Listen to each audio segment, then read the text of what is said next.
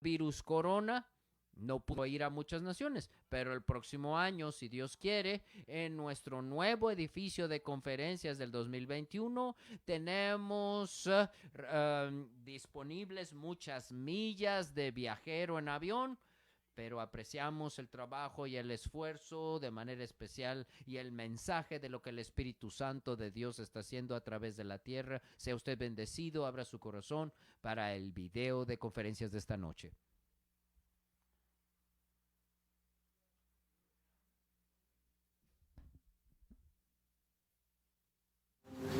My lifestyle Mi estilo involved de vida drugs and alcohol for involucraba about drogas y 8 alcohol years. por unos 8 años.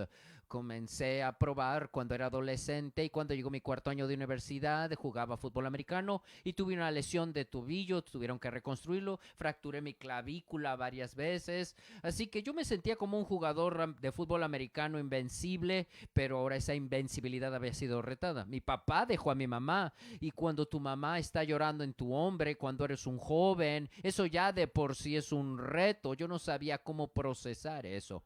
Jennifer y yo nos casamos cuando tenía 20 años de edad. Estaba atrapado en ese momento en el fútbol americano, estaba enfocado en el fútbol americano como jugador profesional. Pero Satanás me había convencido de que como jugador de fútbol americano, si dices que crees en Cristo, si crees en Dios, es todo lo que se requiere de ti. No tienes que vivir una vida de santidad. Esa era una mentira de Satanás para mi perjuicio. Y después de una noche de fiesta, aunque yo era un hombre casado, llegué a un momento en el que quería terminar mi vida, quería suicidarme. Entré yo a una educación superior sin dirección en la vida, pero no estaba yo preparado para la educación superior. Yo venía de un hogar muy religioso, pero a un hombre temeroso, un hombre indeciso, un hombre confundido, y empecé a juntarme con las personas equivocadas del lado contrario de la ley, rompiendo la ley. Mi papá, como regalo de cumpleaños, me lleva a un lugar en donde conocemos aquí en México como table dance, que es donde se le paga dinero a las mujeres por desnudarse mientras bailan. En ese momento mi papá, como regalo, le pagó a una mujer dinero para que tuviera yo mi primer encuentro sexual con ella.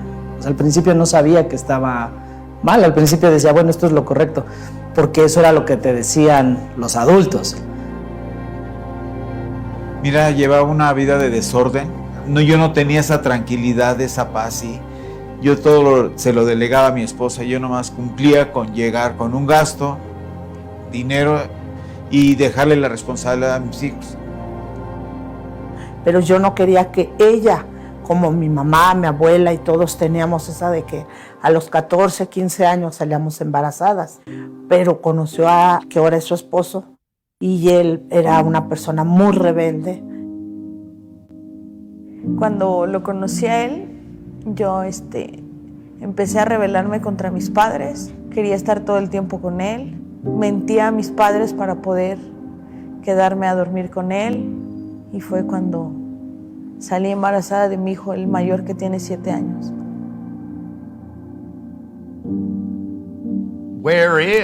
¿Dónde está el Dios de los milagros?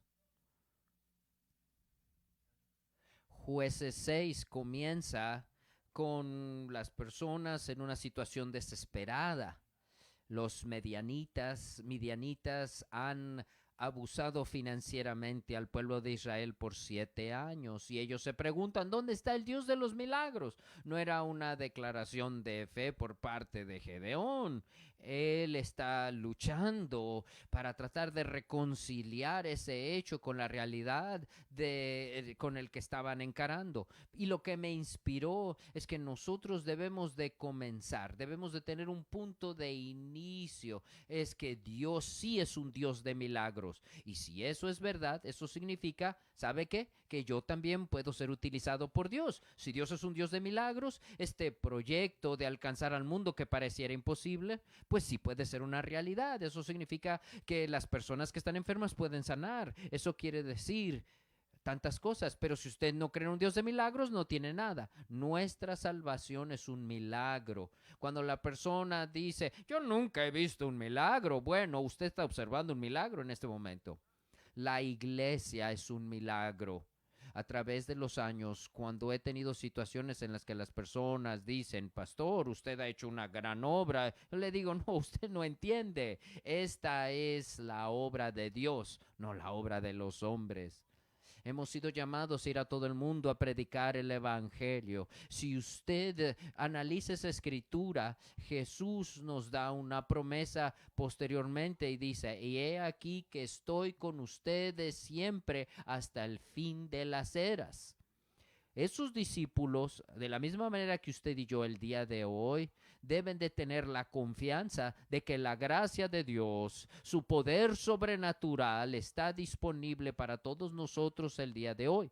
Eso no significa que yo entiendo todas las obras de Dios, todo lo que Dios hace. Hay muchas cosas que son un misterio para mí, pero algo que no cambia es quien Dios es.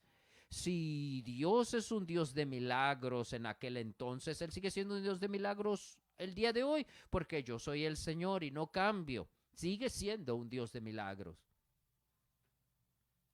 ¿Dónde está el Dios de los milagros?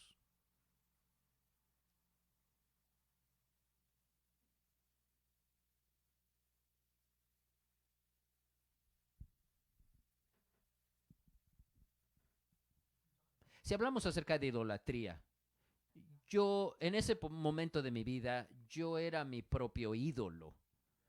Solo se trataba de mí. Después de una buena jugada, siempre quería que todos me vieran. Si tuvieras un video de cuando yo era un jugador de fútbol universitario, quería que todo el mundo me viera, levantaba mis manos, levantaba mis brazos para que la atención estuviera sobre mí. Pero un día mi mamá me dijo, ¿por qué no me acompañas a la iglesia? Así que la acompañé a la iglesia. Probablemente ese fue el único acto no egoísta que hice, no sé, en años. Y fui al altar. Y cuando le pedí a Jesucristo que entrara en mi vida, fui lleno del Espíritu Santo en ese momento. Tuve una experiencia sobrenatural instantánea. Me sentí como si estuviera drogado y así seguí por unas 3 horas. Dije yo, ¿qué me está sucediendo? Y dije, oh Señor, ahora me doy cuenta que eres real. Y Él empezó a hablarme. Y después tuve otras revelaciones. Por ejemplo, yo recuerdo que un día Dios me habló durante las alabanzas. Estaba yo en un servicio y el líder de alabanza dijo, levanten sus manos al Señor. Y dije, yo no voy a levantar mis manos. Y Dios, casi de manera audible, sin que nadie los pudiera escuchar más que yo, dijo, ¿cuándo fue la última vez que el hacer lo que tú quieres te haya traído algo bueno? ¿Cuántas veces casi mueres tomando tus propias decisiones? Así que levanté mis manos. Cuando yo hice un compromiso verdadero con Jesús, era un hombre que la noche anterior me había emborrachado y a la mañana siguiente quería quitarme la vida. Y Dios me habló, ¿realmente quieres quitarte la vida? Y dije, sí. Traté de levantarme y no pude. Estaba hablando con Dios. Esa es mi experiencia. Así es como sucedió esa noche. Y Él me dijo, bueno, entonces voy a tomar tu vida. Dije yo, bueno, ok, está bien, ¿quieres tomar mi vida? Te la entrego. Eso cambió realmente la dirección de mi vida. Yo ya no podía seguir jugando profesionalmente y mejor me puse a buscar una iglesia que quisiera hacer algo para Dios. Cuando fui a Prescott, fui capturado por esta iglesia muy genuina, auténticamente querían hacer algo para Dios. Yo era hija única.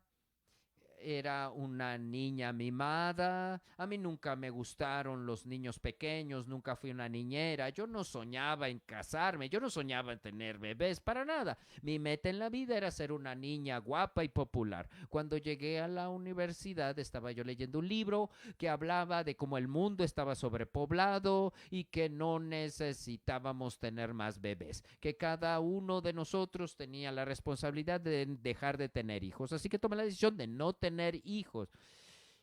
Y yo pensaba que con un embarazo no iba a tener libertad, que iba a perder mi libertad si me embarazaba, pero Dios cambió mi corazón y ahora tengo una familia de muchos hijos. Tuve muchos hijos. Yo me enteré de que las personas que han hecho más grandes cosas por el mundo son hombres y mujeres que tuvieron muchos hijos, que tenían familias grandes. Y dije, ¿sabes qué, Señor? Lo que tú quieras hacer con mi vida, yo la rindo. Y tuve muchos hijos. Cuando se me presentó la oportunidad de ir a México, yo peleé todo un año con eso. Uno de mis principales problemas fue el aspecto financiero, para serte honesto. Yo recuerdo que aquí en Tucson me sentía cómodo. Yo pensaba quedarme en Tucson por el resto de mi vida. Cuando me dijeron México, yo dije, en México la gente gana en pesos. A mí me gusta ganar en dólares. Por todo un año tuve que luchar con esto. Pero yo recuerdo una noche en particular en la que dije, ¿sabes qué, Señor? Mi vida ha sido comprada por un precio. Mi vida no me pertenece. Voy a hacer lo que tú quieres que yo haga. Y yo no estoy tratando de espiritualizar ese momento, pero yo creo que esa voz me sigue diciendo, yo voy a proveer para ti. 5 años después, estoy tan contento de que tomamos la decisión de venir a México porque entramos en el plan de Dios. El lugar más seguro para estar es la voluntad de Dios. Dios se ha mostrado como un Dios de milagros. Y por cierto, Gedeón, hay un problema. Y ese problema no está lejos, está muy cerca. De hecho, está en la casa de tu padre, Gedeón. Y el problema es que habían unos ídolos de Baal que el papá de Gedeón había erigido ahí en su casa. Y Dios le dijo, yo quiero mostrarme a tu favor, quiero mostrarme de manera poderosa en tu vida, pero vas a tener que derribar esos ídolos, vas a tener que hacer un lado, destruir esos ídolos. Vamos a comenzar con tu vida, tienes que comenzar en tu propio hogar, deshaciéndote de tus ídolos. Todos hemos tenido ocasiones en las que Dios ha tratado con nosotros acerca de este asunto, acerca de esta actitud, acerca de este comportamiento.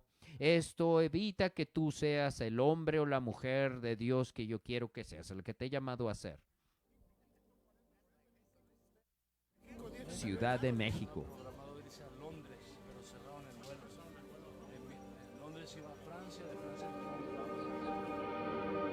Antes de Cristo me dedicaba siempre a hacer fraudes, robo de vehículos, mentir a la gente. Mi trabajo se presta para eso. Me pedían, me encargaban los vehículos, necesito tal carro, tal marca, tal año. Yo lo conseguía.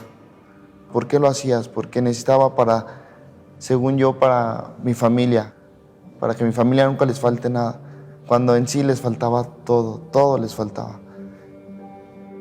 23 años me entero que mis padres consumen cocaína, que a mí me da una depresión muy fuerte. Empecé a adentrarme en otro tipo de adicciones como el alcoholismo. Es la típica mamá que cocina, que lava, que te anima a estudiar. Nunca te imaginas que algún día la vas a ver consumiendo droga. Entonces eso me deprimió mucho. Y ahí fue donde mi abuela materna me dijo, ya intentaste grupos de psiquiatras, médicos, ya intentaste todo lo que el mundo te está ofreciendo. Lo único que no has intentado es darle una oportunidad a Cristo. Yo le digo a la enfermedad. En la enfermedad, mis intestinos se habían paralizado, tenía calentura, eran unas fiebres de 40 grados, 38, 40 grados. Cuando yo voy a los doctores, al hospital, pero fue aumentando el dolor. El dolor aumentaba. Y pérdida de peso, 10 kilos por semana más o menos. Yo tenía miedo. No sabíamos lo que él tenía, cómo se quejaba, no dormía, no comía, me preocupaba y me preocupaba también en el sentido de mis hijos. En ocasiones él llegaba a decirme que ya se iba a morir, se despedía de nosotros, nos decía que fuéramos fuertes, que siguiéramos adelante sin él. Y sí fue mucho más el miedo de perderlo a él y quedarme sola sin mis hijos. Yo me resistí mucho en querer darle una oportunidad a Cristo. La mamá de mis hijos, hoy mi esposa, fue la que me dijo, yo ya no te aguanto, ya no te tolero. Yo, siguiéndola a ella para ver dónde se iba a meter, Y realmente no fue un golpe, sino realmente fue una caricia, podría yo decir, porque la primera vez que yo escuché de Cristo, en donde decían, venir a mí todos los que estén cargados y trabajados y yo los haré descansar. Y era lo que yo pedía, un descanso. Yo dije, si eres real, si realmente tú ofreces un descanso, ayúdame a descansar.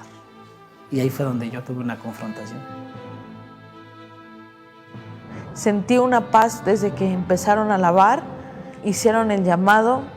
La verdad no sé en qué momento me dijeron pasen enfrente y fui la primera que empecé a pedir perdón por todo lo que yo había hecho, el daño que le hice a él, lo que le hice a mis padres. Sentí como si hubiera nacido de nuevo en ese momento. Valoré a mis padres, valoré a mi esposo, a mis hijos. Sentí que fue una criatura nueva en ese momento.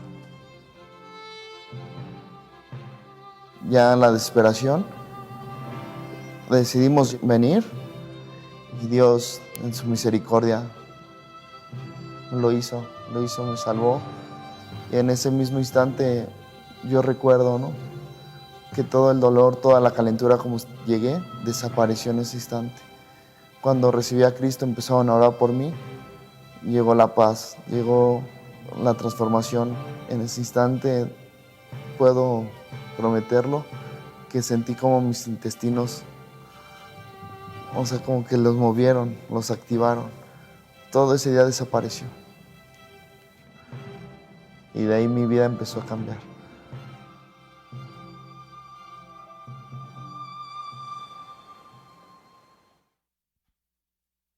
Santa Mónica, California.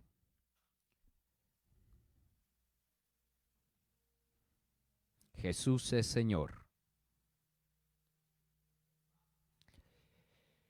Y Rob se convirtió el pastor del Faro, la iglesia El Faro de Santa Mónica, y yo me sentí muy estresado porque tenía 4 hijos y las esposas de pastor antes que yo habían sido, era una administradora. La hermana que era la esposa del pastor era una mujer de negocios, era una mujer inteligentísima, con una licenciatura muy inteligente, y yo no era como ella. Y Dios me habló. Tú ama a tu esposo, ama a tus hijos y ve a los servicios de la iglesia, es lo que tienes que hacer. No tienes que compararte con ninguna otra mujer, no tienes que compararte con la esposa del previo pastor, y eso fue de gran alivio para mí. En mi vida hubo un tiempo en el que no pensé que yo podía llevar el evangelio al mundo, no pensé que yo pudiera ser un pastor, ni siquiera un discípulo.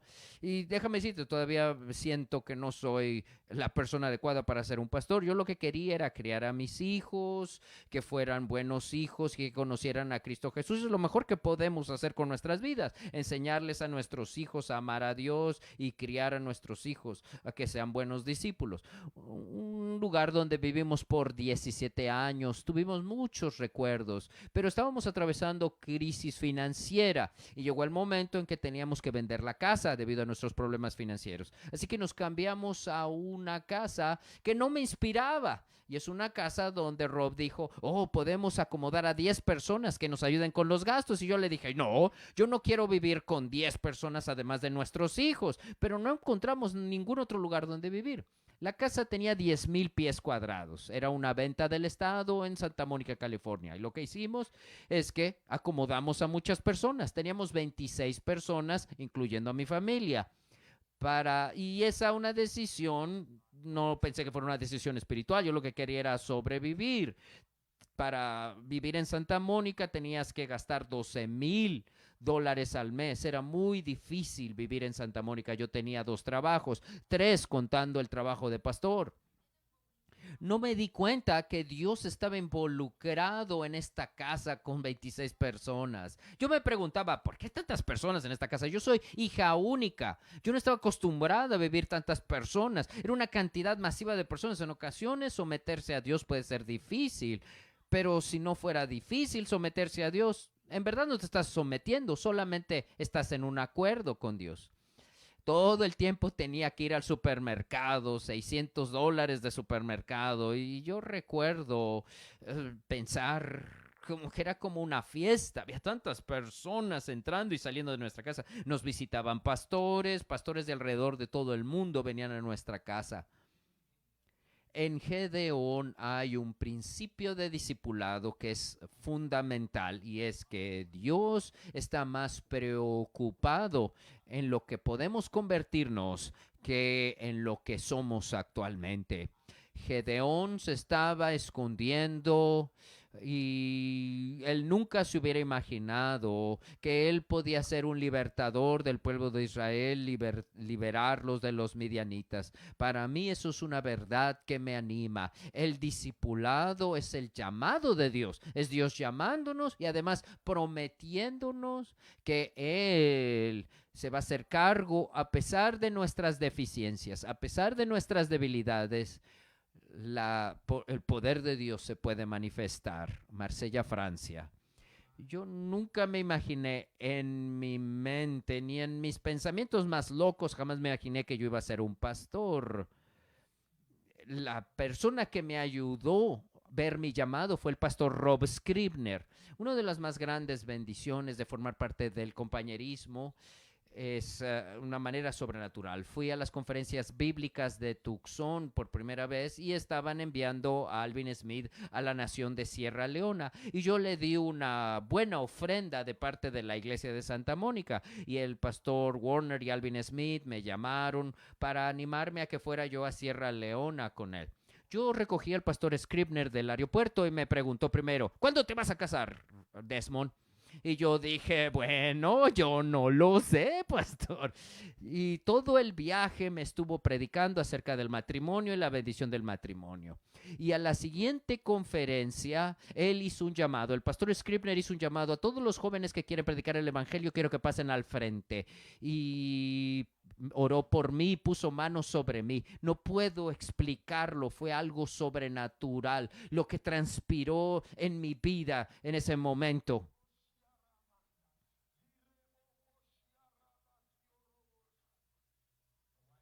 Mi esposa y yo nos casamos y fuimos enviados como misioneros a la oeste parte de Freetown, un vecindario llamado Wilberforce.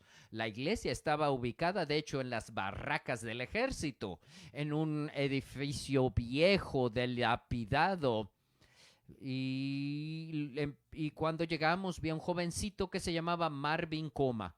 Y comencé un estudio bíblico en la casa de Marvin. Y yo recuerdo cómo nosotros planeamos una cruzada de milagros. Yo prediqué y en el primer servicio tuvimos 163 personas y 60 le dieron su vida a Cristo.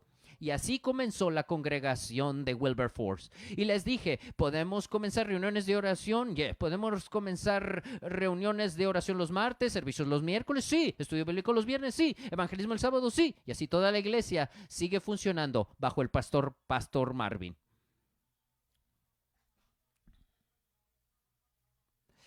Después de comenzar los estudios bíblicos en las barracas de Wilberforce, el pastor Desmond fue a Congo y ahora está pastoreando en Marsella, Francia. Hesperia, California. Una de las dificultades de compartir a tus padres con los discípulos es que hay ciertas cosas que tuve que enterrar en mi interior porque yo sentía que no podía hablar con mis padres. Y porque pues nunca hay tiempo para hablar de las intimidades, porque había tanta gente y tantas ocupaciones, y llegó un momento en que me sentí tan sola, pero eso me empujó a buscar a Dios. Estaba yo viviendo en Nueva York en aquellos días y mi hermano mayor, Chris, se salvó y formaba parte de la iglesia del Faro en Santa Mónica, California. Así que mi hermano me dijo, oye, hay una jovencita soltera para ti. Yo dije, no seas loco, no digas locuras. Y sucedió que me invitó y cuando llegué al frente de esa casa donde estaba mi hermano, ahí estaba Bethany Scribner y el mar rojo se partió. La observé y dije yo, wow, esto no me lo esperaba. Formamos parte de un grupo de personas, considerando el mundo entero. y es un lugar pequeño. ¿Cómo van a encontrar pareja mis hijos? Aún dentro del compañerismo, queremos que se casen con personas que sean creyentes. Bueno, 2 de mis hijos se casaron con las personas que vivían en nuestra casa. Y creciendo como una hija de pastor y siendo esposa de pastor, te sientes como que estás en una pecera y que todo lo tienes que hacer perfecto. Y en muchas ocasiones son ideas mías, pero en otras ocasiones son la opinión de otros que tienen ciertas expectativas de ti. Y yo también tenía expectativas de mí mismo y te derrumbas bajo el peso de las expectativas. Yo llegué a mi límite. Porque tenía que discipular personas. Estábamos pionando una iglesia con 3 hijas y yo recuerdo que estaba yo subiendo un día con mi canasta de ropa sucia después de haber lavado la ropa 1,000,000 de veces y le dije: Dios, ya no quiero vivir. Dios, ya no quiero seguir viviendo. No es que quisiera yo cometer un suicidio, pero ya no tengo fuerzas para dar más. Ya en ese momento recuerdo cómo me senté en el piano y empecé a tocar una alabanza a Dios y empecé a llorar a través de la alabanza y me puse a llorar como una niña y Dios me sostuvo y me dijo: está bien, ya estás haciendo suficiente, no tienes que agradar a todos. Ese momento, tan difíciles como eran, mi relación con Dios despegó a partir de ese momento. Eso me ayudó tanto, a pesar de que fueron tiempos difíciles, y no los cambiaría, porque eso me ayudó a ser cristiana. Ahora puedo identificarme con los discípulos que tienen problemas matrimoniales, problemas de infidelidad, de abuso doméstico. ¿Cómo vas a identificarte con esas personas si no has aprendido a apoyarte en Dios? Y el único que puede darte respuesta es Dios. Cuando Dios vino a Gedeón y le dijo: tienes muchos soldados para que te dé yo la victoria. Hay algo muy profundo acerca de ello. Dios estaba queriendo aclarar un punto, y es que si yo te permito ir a la guerra con tantos soldados, Israel va a decir: fue nuestra propia fuerza la que nos ha dado la victoria. Hay algo dentro de la naturaleza humana de que si tenemos la oportunidad de presumir, nos vamos a convencer a nosotros mismos que de alguna manera lo logramos por nuestras habilidades, por nuestras fuerzas, por nuestra guapura, por nuestra educación, etcétera, etcétera. Logramos esto gracias a la humanidad, gracias al hombre. Pero Dios dice: yo no puedo ser el Dios de los milagros a menos de que haga un milagro. Parte del proceso de reducir el ejército de Gedeón es llevarlos a la situación en la que ellos se dieron cuenta de que si iba a haber victoria sobre sus enemigos, solamente había una persona que iba a recibir la gloria, y ese es Dios.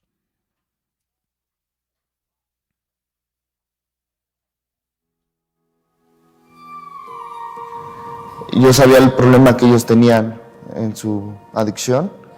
Yo sabía que estaban pasando por algo mal. Y yo le decía: si a mí me salvó, también lo puede hacer con ustedes.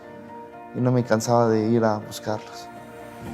Que sí voy a ir, con tal de que ya no me estés molestando. Y llegando a la iglesia, yo iba tomada, mal, desvelada. Y empezó a decir de los borrachos, de las fiestas.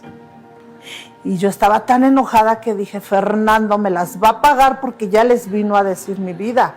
Es cuando dijo: abran su Biblia en Mateo. Y exactamente en la Biblia estaba lo que el pastor estaba hablando. Y dije: wow, Dios mío, no fue él. En ese momento yo sentí mucho calor, hermano, muchísimo calor. Yo levanté mi mano. Yo dije: Señor, yo aquí voy a venir contigo, porque tú eres el único que supo mi vida. En ese momento yo ya no estaba tomada. Me levanté y ya era otra persona. Mi yerno me abrazó, me besó y me dijo: suegra, perdóneme. Y fue en el momento, sentí la necesidad de pedirle perdón a toda la gente que yo ofendí. A toda la gente que yo la trataba mal, empecé a pedir perdón a todos. En ese momento que yo hice la oración cuando recibí a Jesucristo, ya no sentí ese peso. Yo llevaba incluso dolores de huesos, de espalda y todo eso. Y fue un cambio así también que yo lo vi sustancial, de que había algo, una paz. Y en la iglesia, ahí fue cuando yo supe pedir perdón y dije, Dios mío, voy a ver a mi mamá, mi madre. Ella me había abandonado, me había dejado con mi abuelita y era todo lo contrario. Mi abuelita se la quitó. Cuando la fui a ver, me dijo, ¿qué pasó? Que si me iba a morir, que si tenía cáncer. Me dijo, no, madre, perdóname. 54 años sin darte un beso, sin abrazarte. Yo quiero que me perdones. Y hace muchos años me dio una carta.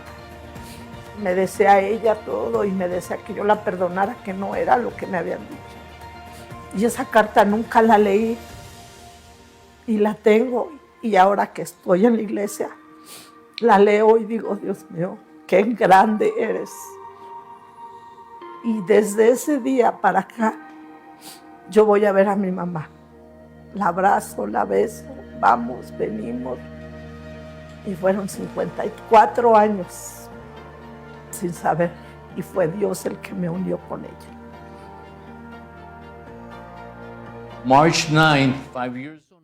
5 años atrás estábamos volando sobre la Ciudad de México con 13 maletas, entrando a una ciudad gigantesca para comenzar nuestro ministerio. Yo estoy observando atrás de la ventanilla del avión.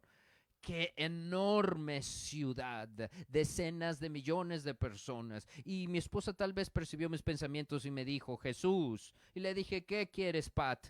No te preocupes, no tienes que ganártelos a todos. 5 años después, el reino de Dios ha sido edificado, un corazón a la vez, un alma a la vez, y ver esas personas a través de esos 5 años estar salvas, viviendo para Dios, familias siendo restauradas, y digo, oh mi Dios, esa es la recompensa más grande.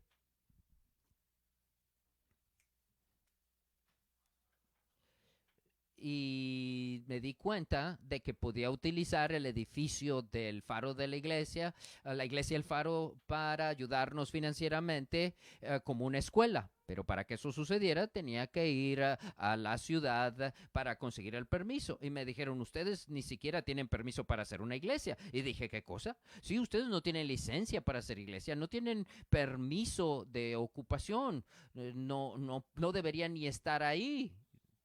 Si quieres tener una escuela en tu iglesia, primero tienes que tener permiso para hacer iglesia, que todo esté conforme al código de la ciudad. Necesitas un sistema contra incendios de $50,000. En ese momento sentí como si me hubieran sacado el aire de un golpe. No podía ni hablar y salí y empecé a orar. Creo que también empecé a llorar, no recuerdo. Y esto pasó tantas veces, yendo a las oficinas de la ciudad, ahogado en llanto porque me sentí vencido por el diablo. Regresé a la iglesia y dije, Señor, tú tienes que ayudarme a encontrar algún documento para que no me cierren la iglesia. Y entonces fui por los gabinetes viejos, revisando archivo tras archivo, archivo tras archivo, y saqué esta pequeña copia al carbón de un pedazo de papel amarillo de mayo del 2002, firmado por el Departamento de Bomberos. Apenas lo podías leer, pero decía permiso de ocupación firmado.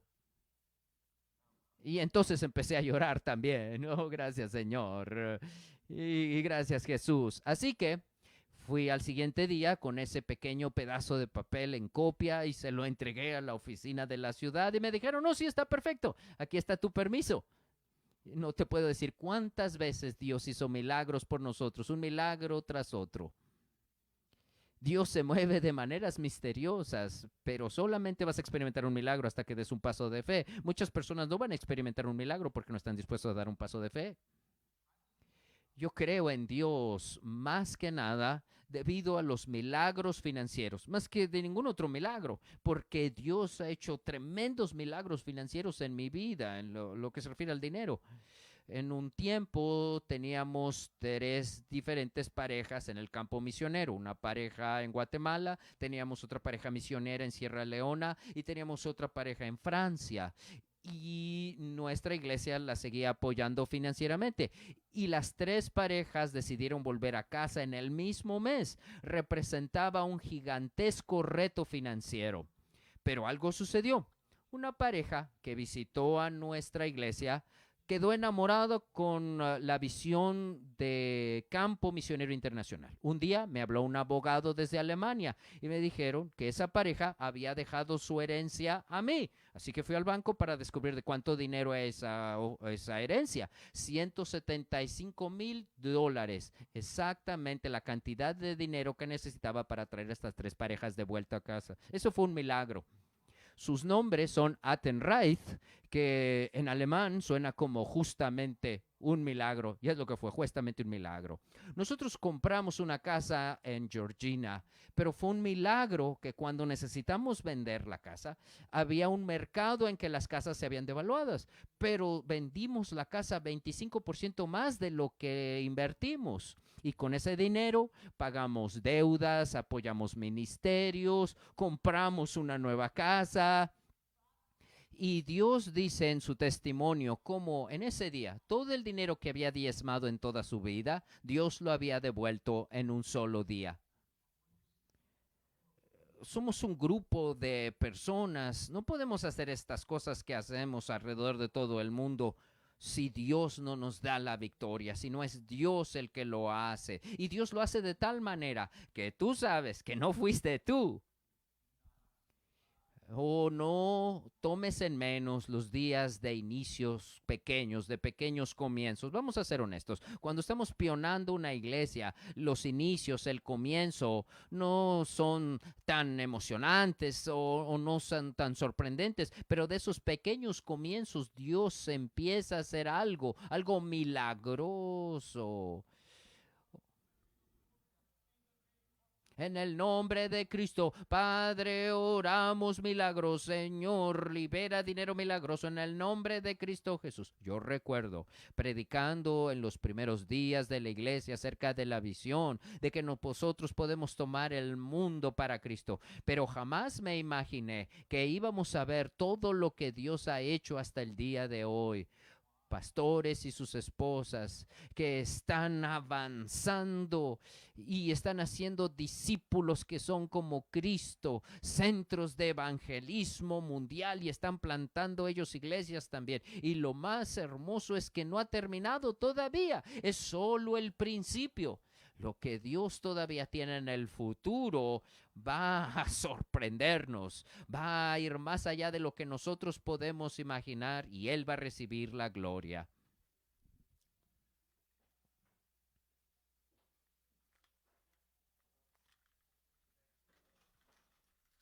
Ir a todo el mundo y predicar el evangelio